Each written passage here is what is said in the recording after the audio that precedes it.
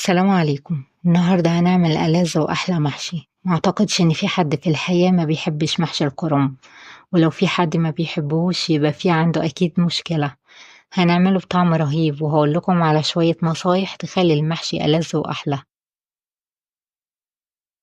نبدأ مع بعض. هنبدأ بالمقادير. أول حاجة هنبدأ بسلق الكرنب. معايا كرنبة حلوة كده، ودي فرصة عشان أعرفكم الكرنب البلدي من الكرنب الصيفي. الكرنب البلدي لما تيجي تقطعي الجزء الراس بتاعتها بتلاقيها تخينة كده مدورة، وإذا لقيتيها رفيعة مدببة بتبقى كرنب صيفي، والورق بتاع الكرنب الصيفي بيكون سميك شوية عكس ورق الكرنب البلدي. وغالبا أكتر الكرنب اللي موجود في الشتاء بيكون بلدي. بقطع الراس بتاعة الكرنبة، بقطعها بتدويرة علشان أعرف أفك الورق وأشيله بسهولة وهي بتتسلق. بسلقها بطريقة زمان، دي أحسن طريقة لسلق الكرنب، ما بتهدرش مني ورق خالص، وكمان سريعة. مية، ولما تقرب على الغليان بحط فيها الكرنبة مقلوبة علشان الجزء ده بياخد وقت شوية عن باقي الكرنب في السلق. وأول ما يستوي بقلبها علشان باقي الورق يستوي. وازاي أعرف إن الورق استوى؟ لما تلاقي الورق طري معاكي، هي كده كده ما بتاخدش وقت. بشيل الورق اللي استوى وبحطه في مية باردة من الحنفية عشان أوقف سوى الورق وما يتهريش مني.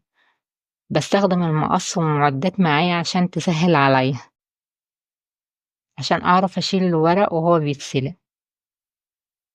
بكمل باقي الكرنبة بالشكل ده بنفس الطريقة.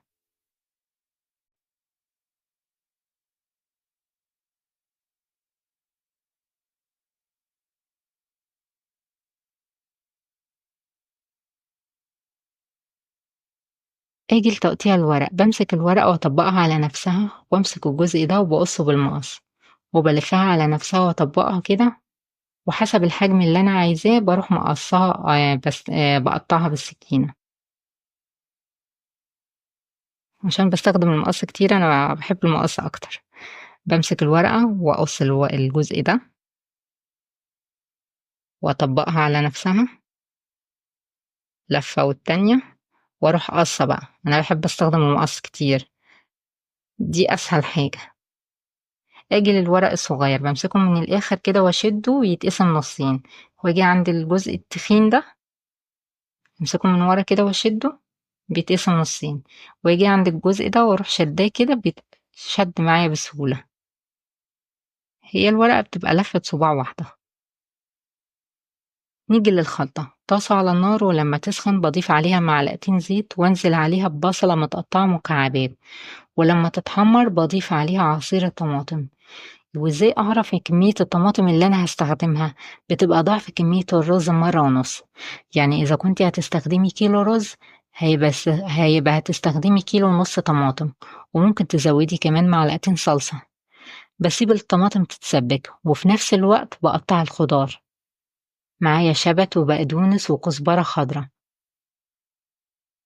شوية حلوين، تقريبا مقدار 3 كوبايات، بفرمهم ناعم. وتعالي بقى أعرفك ازاي تقطعي البصلة من غير دموع. بمسك البصلة وبقطع الجزء اللي في الخلف ده وبشيله وأقسمها نصين وأقطعها بالشكل ده. كده بتعرفي تمسكي البصلة كويس وما تجريش منك.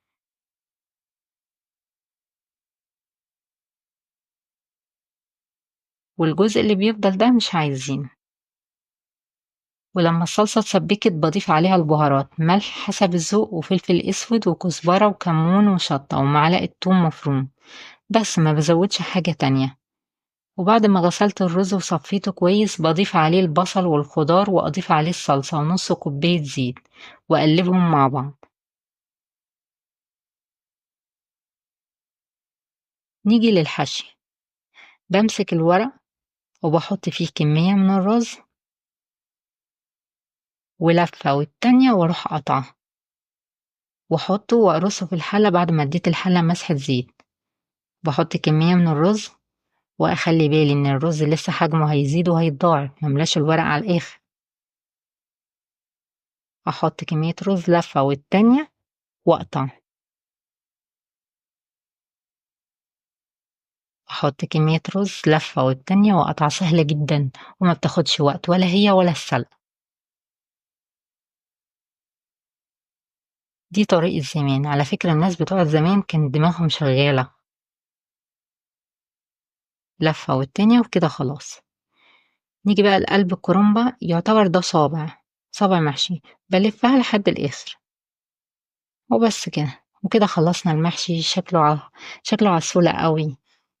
باحط كام ورقة على الوش عشان لمّا أضيف الشوربة السخنة صوابعي ما تفكِّش، باضيف الشوربة السخنة بتكون مغطية الرصة اللي قبل الأخيرة، وأهز الحلة يا دوب تكوني شايفة الشوربة ما تزوديش عن كده، أحطها على النار لحد ما تتشرب. من وقت للتاني بالِف الحلة عشان أضمن توزيع النار بالتساوي، ولمّا تتشرب باهدّي النار على الآخر لحد ما تستوي، وكده نكون خلصنا المحشي.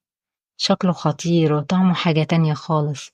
بجد عسولة أوي، باتمنى تجربوه وتقولوا لي رأيكم إيه، ومادام وصلتم معايا لآخر الفيديو يعني أنتم مهتمين. باتمنى لايك واشتراك في القناة. أشوفكم على خير إن شاء الله قريب، وباي باي.